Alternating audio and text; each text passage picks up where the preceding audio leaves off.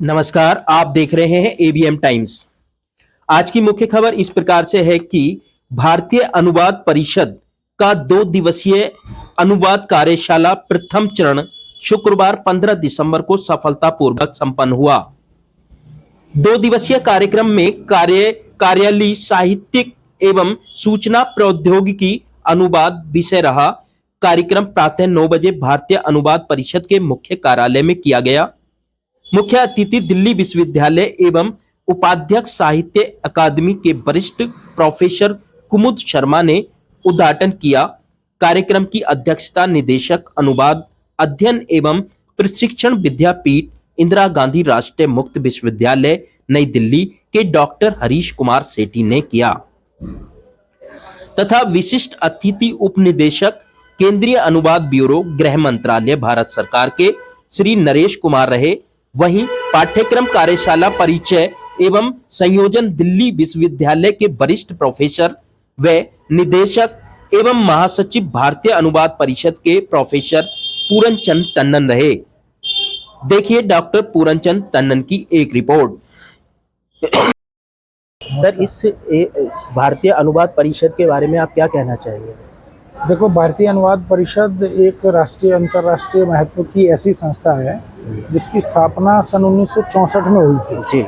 और डॉक्टर गार्गी गुप्ता जिन्होंने इसकी स्थापना की थी जी। अब शरीर से वो भले ही हमारे बीच नहीं है, लेकिन उनका जो संकल्प था, उनकी जो वैचारिकता थी, वो इस परिषद के रूप में विद्यमान है। और वो चाहती थी कि भारतीय अनुवाद परिषद एक ऐसी संस्था बने जिसमें हिंदी भाषा, अंग्रेजी भाषा, भारतीय भाषाएं, विदेशी भाषाएं, इनकी दृष्टि से परस्पर अनुवाद का कार्य आगे बढ़े और हम रोजगार की दृष्टि से अपने विद्यार्थियों को, युवा बच्चों को हम अवसर प्रदान कर सकें। तो उसके लिए रोजगार के अवसर कैसे हों, इसको प्रशस्त किया जाए।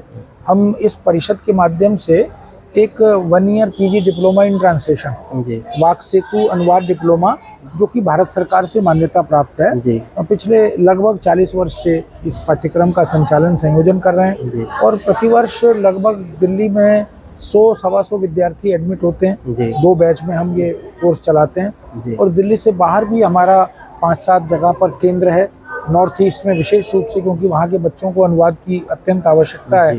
तो ये बच्चे 60-70-80% ऐसे हैं जो नौकरियों में, सरकारी नौकरी में, मंत्रालयों में, बैंक में, बीमा में, हॉस्पिटल्स में, एम्बेसीज में या पार्लियामेंट में, लोकसभा, राज्यसभा में, या इसी तरह से एयरपोर्ट अथॉरिटी पर, तमाम जगह पर उनको नौकरी मिलती है। सर, ये जो बच्चे हैं, ये किस कैटेगरी के बच्चे हैं? ये बच्चे वो हैं जो मिनिमम ग्रेजुएशन के साथ हमारे पास आते हैं जी। क्योंकि ये पीजी डिप्लोमा है तो स्नातक होना या ग्रेजुएट होना इसकी एलिजिबिलिटी रिक्वायरमेंट है जी। एमए भी आते हैं, एमफिल भी आते हैं, पीएचडी भी आते हैं, बहुत से टीचर्स आते हैं, बहुत से लेक्चरर्स भी आते हैं, और जो ऑलरेडी इन सर्विस हैं, वर्किंग है, वो भी इस कोर्स को सीखने आते हैं। अगर स्ट्रीम की बात करें तो किस स्ट्रीम के बच्चों के लिए ये कंपल्सरी, मतलब कोर्स बेटर है, अच्छा है?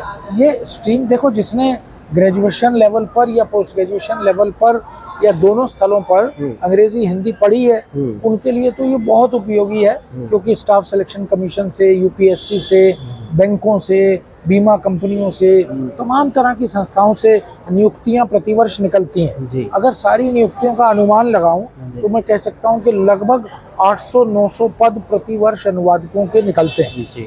तो अगर बच्चा थोड़ी मेहनत कर ले, भाषा पर अधिकार अर्जित कर ले, अभ्यास अर्जित कर ले, तो उसे नौकरी निश्चित रूप से मिल जाती है। इस समय अनुवाद एक ऐसा क्षेत्र है जहाँ सबसे अधिक रोजगार के अवसर विद्यमान है। और वर्तमान समय में भारत सरकार का भी यह संकल्प है कि हम भारतीय भाषाओं को प्रोत्साहित करें, भारतीय भाषाओं के माध्यम से शिक्षण प्रशिक्षण भी शुरू हो, तो उस सब में भी अनुवाद की जरूरत है। और इंटरप्रिटेशन में, पर्यटन में, टूरिज्म में बहुत जरूरत है। और जो फॉरेन डेलीगेशन आते हैं या जाते हैं, उनमें अनुवादकों की बहुत डिमांड है। सर, जिन लोगों ने ये कोर्स कर रखा है, जो कर रहे हैं, जो किसी सरकारी नौकरी को कर रहे हैं ऑलरेडी, वो सेटल्ड है। लेकिन जो लोग अभी कोर्स कर रहे हैं, उनका क्या ये पार्ट टाइम के लिए कर रहे हैं इस चीज के? नहीं, ये कोर्स ऐसा है, हम सप्ताह में 4 दिन पढ़ाते हैं उनको, और 1.5 से 2 घंटे की क्लास होती है प्रतिदिन। तो इस तरह एक हफ्ते में 8 घंटे की क्लास होगी। और कुल मिलाकर ये लगभग 10 साढ़े 10 महीने 11 महीने चलता है। जी। तो ये बच्चे वो हैं जो एमए भी कर रहे हैं, बीए भी बीए कर चुके हैं, एमए कर रहे हैं, पीएचडी कर रहे हैं या कोई और कोर्स कर रहे हैं, जी। किसी भी सब्जेक्ट में, मान लो पॉलिटिकल साइंस में एमए है, अगर हिंदी अंग्रेजी बीए में पढ़ी है तो उसके लिए अवसर है।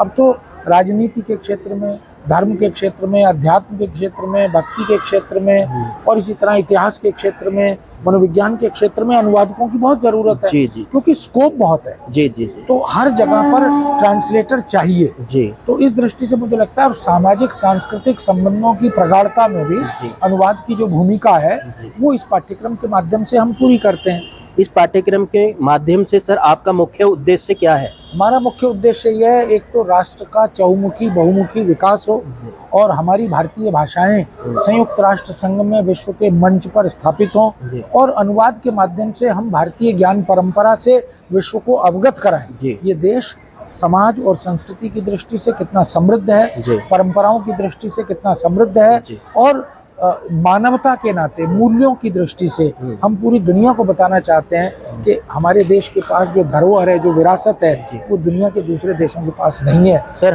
हमारे चैनल के माध्यम से जो भी दर्शक देख रहे हैं उनके लिए क्या संदेश देना चाहेंगे? मैं उनसे ये कहता हूँ कि इस देश के हर नागरिक को, चाहे वो किसी भी अनुशासन में किसी भी क्षेत्र में हो, मेरा व्यक्तिगत मानना यह है कि उसे जैसे देश की रक्षा का प्रशिक्षण लेना चाहिए, यानी उसे जल सेना, थल सेना, वायु सेना, कोई एक प्रशिक्षण एडिशनल वो ले ले। ऐसे ही हर क्षेत्र के व्यक्ति को अनुवाद भी आना चाहिए। एक अच्छा टीचर भी बिना अनुवाद के अच्छा टीचर नहीं बन सकता, चाहे वो यूनिवर्सिटी, कॉलेज हो या स्कूल हो। तो किसी भी फील्ड में एक बिजनेसमैन है, अगर उसे अनुवाद आता है तो वो इंटरनेशनल लेवल पर अपने बिजनेस को एक्सपेंड कर सकता है। और दुनिया की भाषाएं सीखना सबके बस की बात तो नहीं है। अनुवाद एक सुगम मार्ग, एक ब्रिज, एक सेतु बनाता है। इसलिए ये यात्रा प्रारंभ में कठिन लगती है, लेकिन जब रुचि पैदा होती है तो इसके माध्यम से हम अंतर्राष्ट्रीय स्तर पर बहुत देश की ख्याति को बढ़ा सकते हैं, देश की प्रतिष्ठा को पुनर्स्थापित कर सकते हैं और विश्व गुरु के रूप में भारत की छवि को हम दुनिया तक पहुंचा सकते हैं। बहुत अच्छा, अंग्रेजी पर भी उनका अधिकार था। तो मैंने कहा आपने क्यों नहीं किया ट्रांसलेट? कहते ना ना ना बाबा, मैं अपनी अनुवाद नहीं कर सकता। तो रविन्द्रनाथ टैगोर मुझे आ गया। रविन्द्रनाथ टैगोर ने कहा कि अनुवाद करना इतना कठिन है कि अगर एक चादर से अगर सर ढको तो पैर खुला रह जाता है, पैर ढको तो सर खुला रह जाता है। तो अनुवाद बहुत कठिन है, स्पेशली साहित्य का अनुवाद। और साहित्य का अनुवाद में क्या करना होता है, आपको रिक्रिएट करना होता है। तो आप अगर मेरा ये कहने में, मैं जो बात आपसे कहना चाह रही हूँ वही कहना चाह रही हूँ कि आप अनुवाद अगर सीख रहे हैं तो अनुवाद के साथ अपनी सृजनात्मक शक्ति को भी बढ़ाइए। नॉवेल पढ़िए, कविताएं पढ़िए, तो उस पढ़ने से, उसको पढ़ेंगे तो आप शायद कुछ लिख भी सकें और अनुवाद के स्तर पर भी आ पाएंगे। तो वो बहुत करने की ज़रूरत है उस तरह से। घड़ी में नई नई दिशाओं की ओर हमारा ध्यान आकृष्ट किया उन्होंने। और महत्वपूर्ण बात यह कि अनुवादक की पठनीयता सतत होनी चाहिए। अगर शब्द संपदा आपके मनोमस्तिष्क में होगी तो आपको अनुवाद करने में कठिनाई नहीं होगी। विकल्प ढूंढने पड़ते हैं तो कठिनाई होती है, और शब्द संपदा पढ़ने लिखने से ही बनती है, उधार नहीं ले सकते आप। तो स्वाभाविक है कि क्रिएटिविटी के लिए अगर सृजनशीलता अनुवाद में पैदा करनी है तो आपकी कल्पना भी उर्वर होनी चाहिए। और गुरुवर प्रोफेसर टंडन जी, आदरणीय प्रोफेसर कुमुद शर्मा जी और मुझसे अग्र स्नेह रखने वाले आदरणीय नरेश जी। अध्यक्षीय वक्तव्य के रूप में बड़ा सुखी रहने वाली बात है, बस थोड़ा सा कहो, जो कुछ कहा है उस पर बात करके खत्म। हालांकि मैं चाहता था कि भाई वो रहे, लेकिन आपके समय की सीमा को ध्यान में रखते हुए मैं जो है संक्षेप में ही, जो हमारे विद्वान आए हुए उन्होंने जो आपका उद्बोधन किया, जो आपका मनोबल बढ़ाया, उसका संक्षेप में जो है कवर करते हुए अपनी बात रख के समाप्त करूंगा और अन्य पक्षों पे आगे वाले सत्र में बाद में चर्चा रहेगी। जो है आपको दिशा निर्देश दिया है तो वो बहुत बढ़िया है। अनुवाद के क्षेत्रों का बताया और लड़कियों को तो खास तौर पे साथ में भी एक तरह का, और लड़कों को भी, ये बता दिया कि नॉर्थ इंडियन साउथ इंडियन वगैरह की भी शादी की पॉसिबिलिटी है। तो आपका जो है अनुवाद का क्षेत्र आपको वहां तक भी ले जाएगा। आप निश्चिंत रहिएगा, जो है सिर्फ अपने में जो है अपनी ऊर्जा बनाए रखें अनुवाद कर्म के प्रति भी और बाकी के प्रति भी। अगर भरने वाली बात थी, क्योंकि हर जगह जो आप कहिए कि हर क्षेत्र में सक्सेस की संभावनाएं उतनी नहीं रहती हैं, पर प्रशासन का क्षेत्र एक ऐसा क्षेत्र है जिसमें आपको भले ही मूंग की दाल मिले, हलवा ना भी मिले, लेकिन मूंग की दाल जो है मिल जाएगी। हलवे तो लाखों में मिलेंगे जो है, बैंक ऑफ बड़ौदा जैसा जो है, लेकिन किसी एक को मिलेगा, दो को मिलेगा। मूंग की दाल बनी हुई सबको मिले तो वो प्रशासनिक अनुवाद वाला क्षेत्र है। तो आप जो है उस तरफ बढ़े। अन्य क्षेत्र हैं जो आप देखेंगे, जो वर्कशॉप का जो स्ट्रक्चर है जो तैयार किया हुआ है, मैं उसको एक तरह का आपका ट्रांसलेशन कोर्स जो है, ये ट्रेनिंग प्रोग्राम जो है उसका कंडेंस कोर्स मानता हूँ।